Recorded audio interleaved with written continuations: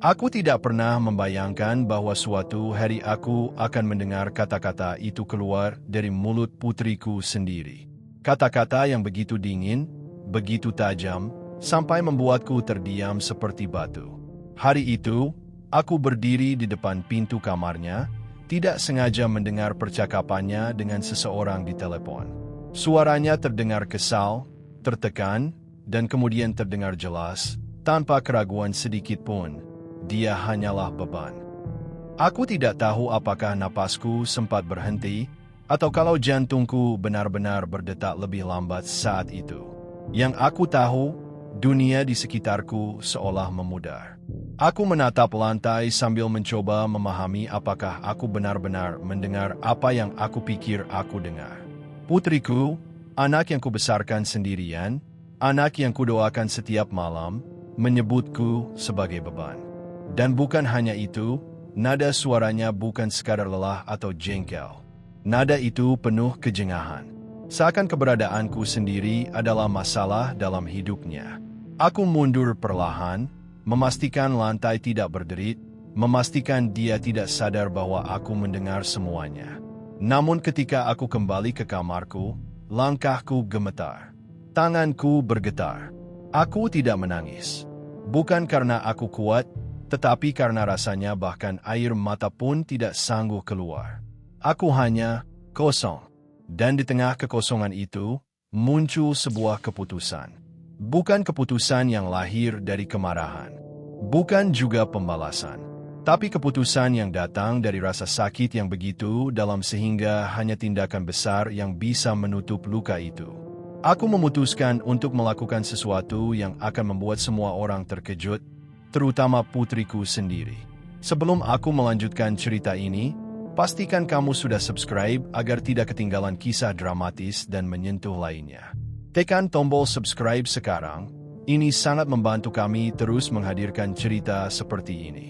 Aku ingin menceritakan bagaimana semuanya sampai di titik itu. Karena hidupku, hidup kami, tidak selalu seperti ini. Dahulu, aku dan putriku sangat dekat. Setelah ibunya meninggal, aku merawatnya seorang diri. Aku memasak untuknya, menemaninya belajar, menjemputnya di sekolah, melakukan semuanya tanpa pernah mengeluh. Aku bekerja keras, berpindah-pindah pekerjaan, hanya untuk memastikan dia bisa tumbuh tanpa merasa kekurangan. Ketika dia remaja, hubunganku dengannya mulai berubah. Dia lebih sering murung, tidak banyak bicara, dan selalu menghabiskan waktu dengan teman-temannya. Aku pikir itu normal. Remaja memang begitu. Aku tidak marah atau tersinggung. Aku hanya menunggu, berharap dia akan kembali membuka diri seperti dulu. Tapi ternyata itu tidak pernah terjadi. Dia masuk universitas, dan dari situ kami semakin jauh. Aku mencoba menghubunginya tiap akhir pekan, tapi dia selalu sibuk. Ketika aku sakit dan dirawat sebentar di rumah sakit, dia hanya datang sekali. Itu pun tidak lama. Aku masih ingat ketika aku berkata, hati-hati di jalannya sebelum dia pulang. Dia hanya mengangguk tanpa menatapku. Lalu beberapa tahun kemudian, penyakitku semakin parah. Aku mulai sering pusing, sering tersandung, dan harus berhenti bekerja. Ketika aku memberitahu putriku, dia mengatakan dia akan membantuku. Aku percaya. Tentu saja aku percaya, dia anakku. Siapa lagi yang bisa kujadikan sandaran kalau bukan dia? Tetapi ternyata baginya, aku bukan sandaran. Aku beban. Hari ketika aku mendengar kata-katanya itu, aku menyadari bahwa selama ini mungkin dia tidak pernah benar-benar ingin merawatku. Mungkin dia hanya melakukannya karena kewajiban. Mungkin dia bahkan berharap aku tidak ada. Aku duduk di tepi ranjang sambil memegang dada, mencoba menahan rasa sakit yang jauh lebih menyiksa daripada penyakitku sendiri. Malam itu aku tidak tidur.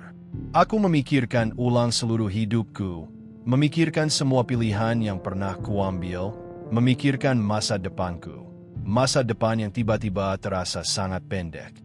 Dan akhirnya, menjelang subuh, aku memutuskan bahwa aku tidak akan diam. Aku tidak akan menunggu sampai dia benar-benar membenciku. Aku tidak akan hidup sebagai beban. Aku memutuskan bahwa aku akan pergi dari rumah. Tapi bukan sembarangan pergi. Aku ingin meninggalkan sesuatu. Sesuatu yang akan membuatnya membuka mata. Bukan untuk menyakitinya, tetapi untuk membuatnya mengerti apa yang sebenarnya terjadi dalam hatiku selama ini. Aku ingin dia mengerti betapa dalamnya luka seorang ayah ketika anaknya melupakan semua pengorbanan yang pernah dilakukan. Namun sebelum aku melakukannya, aku ingin memastikan satu hal, bahwa kepergianku bukan akhir yang pahit, tetapi awal yang membawa pelajaran. Pagi itu, aku bangun lebih awal. Rumah sunyi, hanya suara kipas angin yang berputar pelan. Aku membuat sarapan sederhana untuk putriku, seperti yang biasa kulakukan. Telur, nasi hangat, dan teh manis. Aku menata semuanya dengan hati-hati. Dan di samping piringnya, aku letakkan sebuah amplop. Isinya bukan surat menyalahkan, bukan kata-kata marah, bukan juga tuntutan. Isinya adalah pesan dari hati seorang ayah yang hancur, namun tetap mencintai anaknya. Pesan yang kubaca berkali-kali sebelum kutinggalkan. Jika suatu hari kamu merasa aku beban, itu tidak apa-apa. Tapi ingatlah bahwa aku tidak pernah menganggapmu sebagai bebanku. Kamu selalu menjadi alasan aku bertahan. Aku pergi bukan karena menyerah, tapi karena aku ingin kamu bahagia, bahkan jika itu berarti tanpaku. Ketika aku selesai menulisnya, aku merasa sedikit lebih ringan. Tapi itu hanya permulaan. Rencana sebenarnya baru dimulai. Aku mengemasi sebagian pakaianku, menaruhnya dalam sebuah koper kecil. Lalu aku duduk sebentar di ruang tamu, memandang foto-foto lama kami. Di foto itu, putriku selalu tersenyum. Senyum yang dulu membuatku merasa dunia ini layak dijalani. Aku menyentuh bingkai foto itu dan menghela napas panjang. Lalu aku pergi. Aku tidak pergi jauh.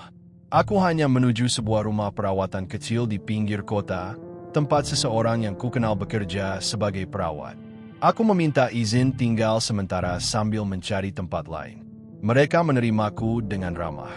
Tidak ada yang tahu tentang keberangkatanku, bahkan putriku. Dan disinilah bagian menariknya dimulai. Ketika putriku bangun dan menemukan amplop itu, dia panik. Dia mencoba menghubungiku berkali-kali, tapi aku mematikan ponselku sementara waktu. Menurut orang-orang yang berhasil menghubungiku kemudian, putriku menangis di rumah selama berjam-jam. Dia mencari ke rumah sakit, ke kantor polisi, ke rumah teman-temanku. Tapi tidak menemukan apapun.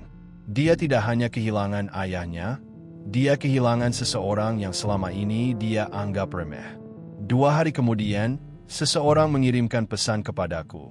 Putriku tampak putus asa, ketakutan, dan merasa bersalah. Dia mengatakan kepada tetangga kami bahwa dia tidak pernah bermaksud mengatakan aku beban. Dia hanya sedang stres, terbebani pekerjaan dan hidup pribadinya. Tapi tekanan membuatnya mengucapkan sesuatu yang bahkan dia sendiri tidak pahami sepenuhnya. Apakah itu alasan? Mungkin. Apakah itu pembenaran? Tidak sepenuhnya. Tapi itu cukup untuk membuatku meneleponnya. Ketika dia mengangkat telepon, suaranya bergetar. Ayah, ayah di mana? Tolong pulang, aku mohon. Aku hampir tidak bisa berbicara karena tenggorokanku tercekat. Tapi aku berkata perlahan, aku baik-baik saja. Aku hanya butuh waktu. Jangan pergi dariku, aku tidak bermaksud begitu. Ayah bukan beban.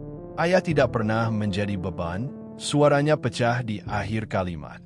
Dan untuk pertama kalinya dalam waktu yang lama, aku mendengar dia benar-benar menangis bukan karena dirinya, tetapi karena aku. Percakapan itu menjadi titik balik bagi kami. Namun aku tidak langsung pulang. Aku ingin dia memahami dulu kebersyukuran sebelum memiliki kembali apa yang pernah ia anggap remeh. Aku tinggal beberapa hari lagi di tempat itu, dan setiap hari dia mengirim pesan panjang tentang betapa dia menyesal, betapa dia mencintai aku, betapa dia tidak ingin kehilangan seseorang yang selalu ada untuknya. Dan akhirnya, ketika aku memutuskan untuk pulang, kejutan terbesarku bukanlah tangisannya, bukan pelukannya yang begitu erat ketika aku membuka pintu. Kejutan terbesarku adalah rumah itu. Rumah yang biasanya berantakan, kini bersih. Meja makan sudah ditata. Di dapur, aroma sup hangat memenuhi udara. Di meja, ada secari kertas berisi tulisan tangannya sendiri. Ayah tidak pernah menjadi beban. Tapi aku yang selama ini membebani ayah dengan sikapku. Beri aku kesempatan untuk memperbaikinya. Aku meletakkan koperku dan memandangnya. Dia menatapku dengan mata merah sembab, tapi penuh ketulusan. Dan di momen itu, aku tahu bahwa kepergianku bukan sia-sia. Kami berbicara lama malam itu. Untuk pertama kalinya, dia benar-benar mendengarkan. Tidak memotong, tidak menatap ponsel, tidak terburu-buru. Dan aku pun mendengarkan cerita hidupnya, stresnya, ketakutannya, bebannya. Untuk pertama kalinya, kami berbicara sebagai dua manusia yang saling membutuhkan, bukan hanya sebagai ayah dan anak. Dan itulah momen ketika aku menyadari bahwa kadang, untuk menyatukan sesuatu yang retak, kita harus membiarkannya pecah dulu. Bukan untuk menghancurkannya, tetapi untuk menciptakan ruang agar bisa dibangun kembali dengan lebih kuat. Sampai hari ini, putriku tidak lagi memandangku sebagai beban. Dia memandangku sebagai ayahnya, seseorang yang mungkin tidak sempurna, tetapi mencintainya tanpa batas. Dan aku memandangnya sebagai anakku yang mungkin tersesat sebentar, tetapi akhirnya menemukan jalan pulang. Setelah malam panjang penuh percakapan itu, keesokan paginya terasa sangat berbeda. Matahari yang masuk melalui jendela dapur terasa lebih hangat daripada biasanya. Putriku sudah bangun lebih dulu dan menyiapkan sarapan untuk kami berdua. Ketika aku masuk ke dapur, dia tersenyum kecil, senyum yang sudah lama tidak kulihat. Ada rasa gugup di wajahnya, seolah dia takut aku akan menghilang lagi jika dia melakukan kesalahan sekecil apapun. Aku duduk di meja makan sementara dia menuangkan teh untukku. Tangannya sedikit gemetar. Aku masih belajar, ya, katanya pelan. Aku hanya mengangguk, tidak ingin memberi tekanan, dan aku berkata bahwa sarapan itu terlihat sempurna. Dan memang benar, bukan soal rasa, tetapi soal niat yang ia tanamkan di setiap geraknya. Ada ketulusan di sana, ketulusan yang dulu hilang entah kemana. Hari-hari berikutnya, suasana rumah berubah drastis. Putriku mulai menghabiskan lebih banyak waktu bersamaku. Bukan karena merasa wajib, tetapi karena dia benar-benar ingin melakukannya. Dia mengajakku berjalan-jalan di taman dekat rumah, sesuatu yang dulu selalu kutawarkan tetapi jarang ia sambut. Dia juga mulai bertanya tentang masa mudaku, tentang cerita-cerita yang dulu tidak pernah ingin ia dengar. Sikapnya membuatku terharu, dan diam-diam aku merasa diberi kesempatan kedua untuk menjadi ayah yang berarti dalam hidupnya. Namun, meski semuanya semakin membaik, aku tahu masih ada sesuatu di dalam dirinya yang belum benar-benar ia ungkapkan. Di beberapa kesempatan, aku menangkap tatapannya yang sedih, tatapan orang yang terus dihantui rasa bersalah. Dan setiap kali aku mencoba menanyakan apa yang ia rasakan, dia hanya berkata, "Aku masih memperbaiki diri." Aku tidak memaksa. Luka hati tidak bisa dipaksa sembuh. Ia membutuhkan waktu dan ruang. Suatu sore, ketika hujan turun di luar, dia duduk di sebelahku di ruang tamu. Tidak ada televisi, tidak ada suara ponsel, hanya suara hujan dan napas kami. Tiba-tiba dia berkata, "Ayah, aku pernah berpikir bahwa aku harus kuat sendirian. Aku pikir jika aku terlalu dekat dengan ayah, aku akan terlihat lemah." Kata-katanya membuatku memandangnya dengan penuh perhatian. Dia melanjutkan, "Ternyata justru sebaliknya. Menjauh malah membuatku kehilangan diriku sendiri." Aku menepuk punggung tangannya dengan lembut. "Tidak apa-apa merasa lemah," kataku. "Justru dari kelemahan kita bisa belajar apa artinya saling membutuhkan." Dia menunduk, dan untuk pertama kalinya, aku melihat dia tidak menangis karena kesedihan, tetapi karena kelegaan yang besar. Seolah beban yang selama ini ia pikul perlahan-lahan terangkat. Beberapa hari kemudian, Dia mengajakku ke suatu tempat. Dia tidak memberitahu kemana, hanya berkata bahwa dia ingin menunjukkan sesuatu. Kami berkendara selama hampir 1 jam hingga tiba di sebuah rumah yang sedang direnovasi. Dindingnya masih setengah jadi, catnya belum selesai, dan lantainya masih berdebu. Aku bingung, tetapi dia tersenyum sambil berkata, "Ini rumah yang sedang aku beli." "Ya, untuk kita." Aku terdiam. Kata-kata itu menghantamku lebih keras daripada apapun sebelumnya. Putriku, yang dulu menyebutku beban, kini merencanakan masa depan di mana aku menjadi bagian penting di dalamnya. Aku mendekat dan menyentuh tembok rumah itu, merasakan dinginnya, sembari mencoba menahan emosi yang naik begitu cepat. "Kenapa kamu melakukan ini?" tanyaku dengan suara bergetar. Dia menghela napas panjang. "Karena aku ingin ayah punya tempat yang nyaman. Bukan hanya untuk tinggal, tapi untuk hidup. Untuk merasa dihargai." Lalu dia tersenyum, kali ini dengan mata berkaca-kaca. "Aku ingin membalas semua yang ayah lakukan selama ini. Mungkin aku tidak akan pernah bisa sepenuhnya, tapi aku bisa mulai dari sini." Kami menghabiskan beberapa jam di rumah itu, berjalan dari satu ruangan ke ruangan lain. Dia menjelaskan rencananya, di mana ruang kerjaku akan berada, di mana kami akan makan bersama, bahkan bagaimana dia ingin menanam bunga favorit ibunya di halaman belakang. Aku mendengarkan semuanya sambil merasa seolah setiap kata adalah jahitan kecil yang menutup luka lama di hatiku. Malamnya, ketika kami kembali ke rumah lama, aku duduk di kamar dan merenungkan semuanya. Untuk pertama kalinya dalam waktu yang panjang, aku merasa tidak sendiri. Ada perasaan bahwa aku masih dibutuhkan, masih dicintai, meski caranya sempat tersesat. Aku menatap foto keluarga kami yang terpajang di meja. Dulu foto itu membuatku sedih, tetapi kini rasanya berbeda, seperti sebuah janji bahwa sesuatu yang rusak bisa diperbaiki jika ada kemauan dan keberanian. Hari-hari selanjutnya dipenuhi kegembiraan kecil yang dulu terasa mustahil. Putriku mulai mengajakku ikut memilih perabotan rumah baru. Dia meminta pendapatku tentang hal-hal sederhana, seperti warna gorden atau jenis lampu. Semua itu tampak sepele, tetapi bagiku itu berarti dunia. Bagaimana tidak? Dulu suaraku tidak pernah diperhitungkan dalam hidupnya. Kini setiap pendapatku bernilai. Suatu sore, ketika kami duduk di balkon sambil minum teh, dia berkata pelan, "Ya, kalau aku bertanya jujur, waktu aku bilang ayah beban, apakah ayah membenciku?" Aku memandang matanya, mata yang sama seperti ibunya, penuh kekuatan namun mudah hancur. Aku menggeleng perlahan. "Tidak, tapi aku terluka." Dia menunduk, dan aku menyentuh pundaknya. Tapi luka itu bukan akhir. Kita ada di sini sekarang, dan itu yang penting. Dia mengangguk, lalu bersandar pada bahuku seperti ketika ia masih kecil. Dan tanpa kata-kata lain, aku tahu bahwa hubungan kami yang dulu retak kini benar-benar mulai pulih. Tidak sempurna, belum sepenuhnya mulus, tetapi tumbuh kembali sedikit demi sedikit, seperti tanaman yang menemukan kembali cahaya setelah sekian lama terjebak di tempat gelap.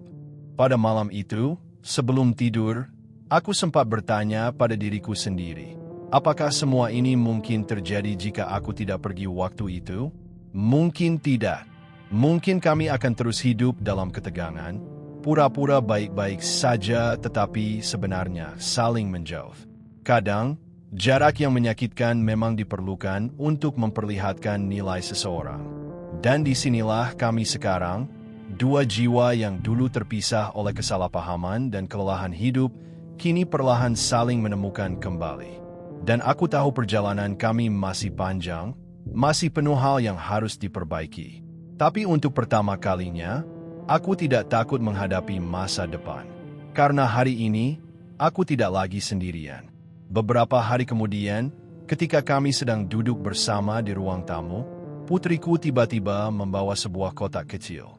Ia meletakkannya di meja dan mendorongnya perlahan ke arahku.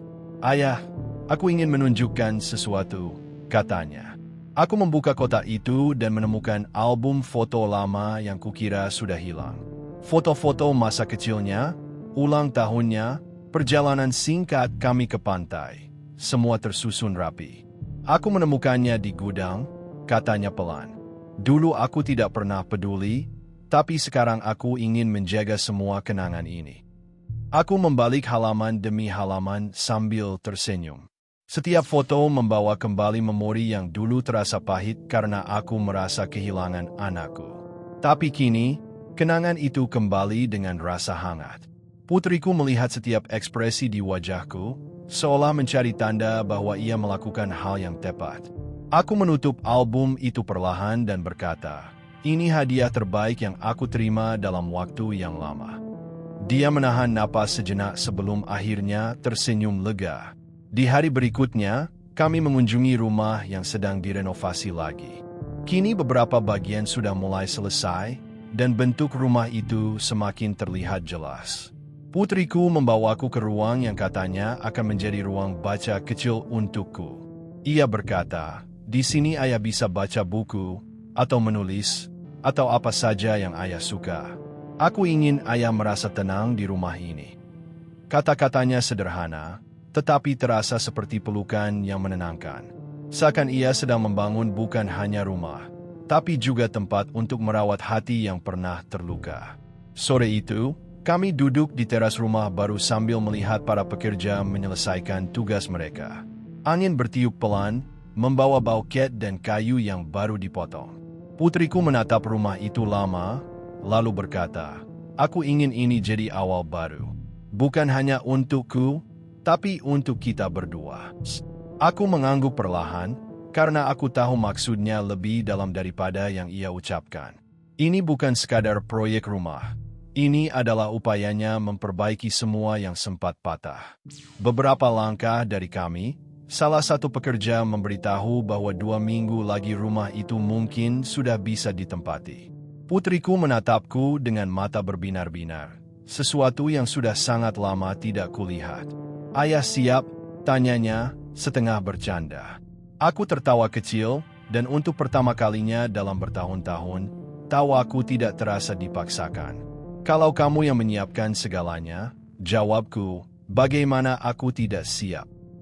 Malam itu, saat kami pulang ke rumah lama, ia kembali menunjukkan perubahan kecil namun berarti. Dia membantuku menyiapkan obat, memastikan aku makan dengan benar, dan bahkan menanyakan apakah aku merasa baik-baik saja. Dulu, perhatian seperti ini hampir tidak pernah ada. Sekarang, ia memperlakukanku seolah aku adalah bagian berharga dalam hidupnya. Dan itu membuatku merasa dihargai dengan cara yang sangat berbeda. Ketika aku berbaring di tempat tidur, aku sempat berpikir bagaimana sebuah kalimat yang menyakitkan mampu mengubah segalanya. Tapi ternyata bukan kalimat itu sendiri, melainkan apa yang terjadi setelahnya. Kepergianku, kesadarannya, ketakutannya kehilangan, upaya memperbaiki hubungan, semua itu bersatu membentuk perjalanan yang tidak pernah aku duga. Dan perjalanan ini masih terus berjalan, menuju sesuatu yang jauh lebih baik daripada masa lalu kami. Dan tepat sebelum aku tertidur, aku mendengar pintu kamarku diketuk pelan. Putriku membuka sedikit celah dan berkata, "Ayah, aku hanya ingin bilang selamat malam. Dan, terima kasih karena ayah tidak menyerah padaku." Aku tersenyum dalam gelap. "Aku tidak pernah akan menyerah," jawabku. Karena pada akhirnya, cinta seorang ayah tidak pernah berakhir. Ia hanya menunggu momen untuk kembali ditemukan. Dan sebelum aku benar-benar menutup mata malam itu, aku menyadari betapa perjalanan ini telah mengubah kami berdua. Luka yang dulu terasa mustahil sembuh kini perlahan memudar, digantikan dengan harapan baru dan ikatan yang lebih kuat dari sebelumnya. Terima kasih sudah mendengarkan kisah penuh emosi ini hingga akhir. Jika kalian menyukai cerita ini, jangan lupa untuk menyukai dan meninggalkan komentar tentang bagian mana yang paling menyentuh hati kalian. Dukungan kalian sangat berarti bagi kami. Dan tentu saja, pastikan kalian bergabung dengan kanal ini dengan cara menekan tombol subscribe dan mengaktifkan lonceng notifikasi agar tidak ketinggalan kisah-kisah mengharukan lainnya. Sampai jumpa di cerita berikutnya.